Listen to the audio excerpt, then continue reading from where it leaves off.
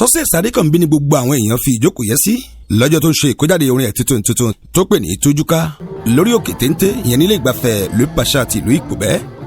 Ọjọ́ má lè gbàgbé tó wà nínú ìtàn òun náà ni ọjọ́ 22 oṣù kejìlá ọdún 2022 ló jẹ́ fún òǹkọrin náà.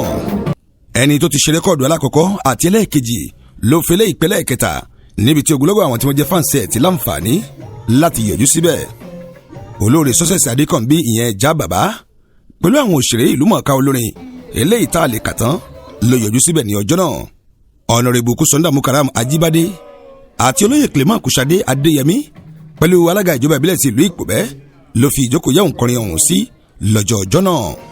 Lásìkò tó ń sọ̀rọ̀ já bàbá ṣe ìlérí wípé stúdíò òun ìyẹn yàrá ìkọrin lòun tuntun fún Success láǹfààní láti wá ṣe rẹ́kọ̀dù míì ń bẹ̀ láìsan kọ́bọ̀. Honorable Kusonda Mukaram Ajibade ṣe ìlérí wípé òun kò ní fi ìgbà kọ̀ọ̀kan fi ẹ̀yìn Success sílẹ̀ torí pé ó jẹ́ ọmọ tí ó pọ̀nyàn lọ́pọ̀lọpọ̀ tó sì ń kọrin tó dùn sétí aráyé. Àwọn ẹgbẹ́ tó wà ní ìkàlẹ̀ pàápàá fi ìdùnnú àti ayọ̀ hàn.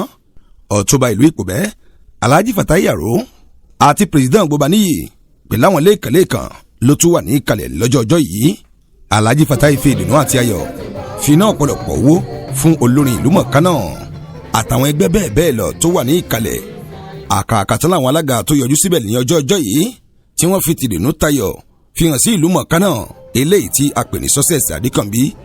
Díẹ̀ lára ń ta àmúbọ̀ rèé lọ́jọ́ ìkójáde àwo orin tuntun láti ọwọ́ ẹgbẹ́ Divine Success ti ṣe ní Adekambi.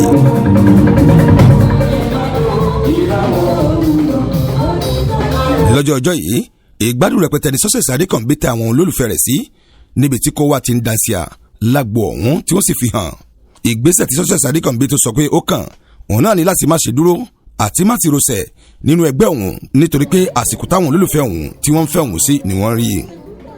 Ẹni ó bá gẹṣin lọ́jọ́ ọjọ́ náà nínú Success Adekambi kò ní kọsẹ̀ nítorí báwọn èèyàn ṣe ṣùgbà rẹ̀ ó yà lẹ́nu lọ́pọ̀lọpọ̀. Àwọn lẹ́ẹ̀kan láwùjọ àwọn ọlọ́lá oníyì onípò láwùjọ ló yọjú síbi ayẹyẹ ọ̀hún lọ́jọ́ ọjọ́ yìí.